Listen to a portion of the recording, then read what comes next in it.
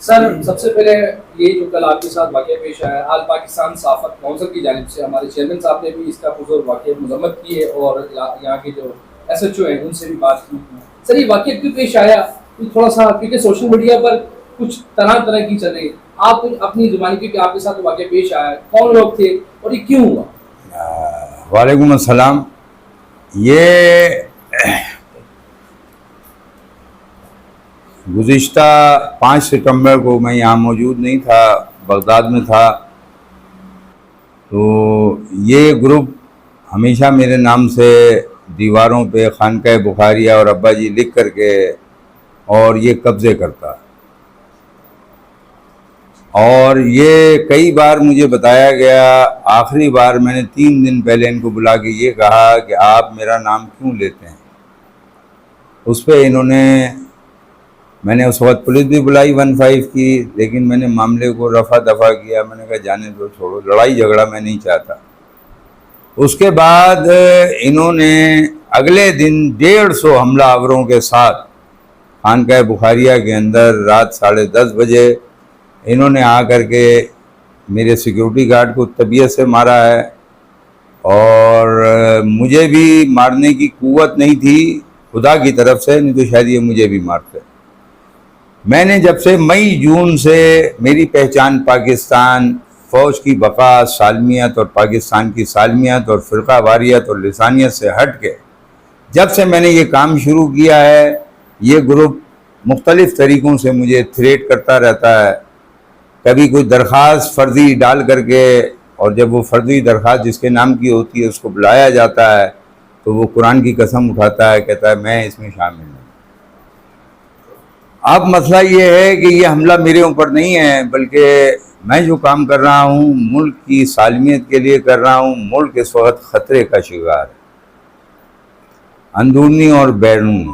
اور اندرونی جو لوگ مفادات اٹھا رہے ہیں، اس قسم کے لوگ، ظاہر بات ہے کہ جب یہاں کے لوگ ٹیررزم کریں گے، ڈکیتیاں کریں گے، چوری کریں گے، تو پاکستان سے فائنینسر چلے جائیں گے. اور بغداد بھی میں اسی چکر میں گیا تھا، مسقط بھی اسی چکر میں گیا تھا کہ وہاں کے فائنینسروں سے بات کروں، اور وہاں حقیقتاً یہی کہا. انہوں نے کہا جی ہمارے 2 بنگلے قبضہ ہیں، 2 پلاٹ قبضہ ہیں، آپ وہ چھڑوا دیں گے. تو اس وقت سے جب سے یہ میں نے میری پہچان پاکستان، یہ مذہبی کام میرا الگ ہے. یہ خانقاہ ہے، یہاں پہ ابھی بھی لاوارثین رہتے ہیں، ان کو 3 ٹائم کا کھانا دیا جاتا ہے.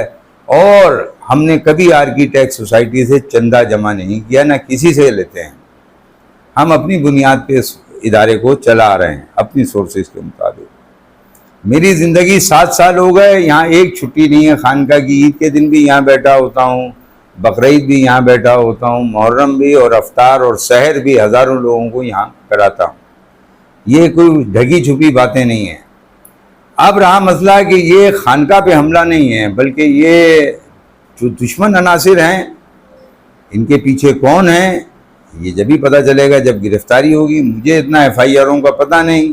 رات میں SHO صاحب نے بھی مجھے رات 3 بجے، وہ بھی میں نے دھرنا دیا تو کسی نے آ کے کان میں کہا کہ جی پولیس کو تو پیسے پہنچ گئے.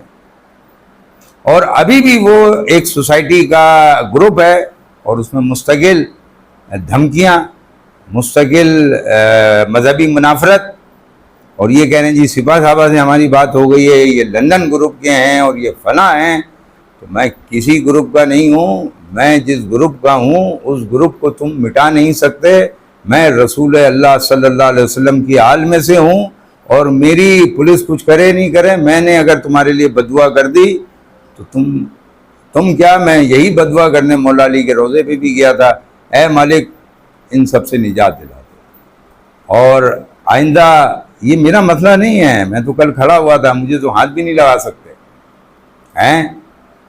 جس خانقاہ کے اوپر گورنر، سابق گورنر عمران اسماعیل، کامران ٹیسوری، عشرت العباد اور سیاسی لیڈران آ کر کے ادب سے بات کریں، تو وہاں یہ ٹچے قسم کے بدماش اور لینڈ مافیا آ کر کے مجھے پریشرائز کریں، اور وہ گروپ میں یہ چلائیں کہ ہم گردن دے سکتے ہیں اور جھک نہیں سکتے. تو ہم نہ کسی کو جھکائیں گے بیٹا اور نہ ہمیں جھکانے کا شوق ہے، لہذا آئندہ خیال کرنا کہ کوئی ایسا کام تمہارے سرزد نہ ہو۔ میں تو پھر درگزر کرنے والا آدمی ہوں، معاف کرنے والا آدمی ہوں، میں نے اپنے مریدوں کو مستقل روکا ہوا، لیکن اب آرکیٹیکٹ سوسائٹی کی ساری ذمہ داری میری ہے سیکیورٹی کی، اور اگر وہ ادھر دکھے تو میں ان کو گرفتار بھی کرواؤں گا اور جو کر سکتا ہوں گا انشاءاللہ تعالی وہ کرواؤں گا۔ وما علینا الا البلاغ المبین۔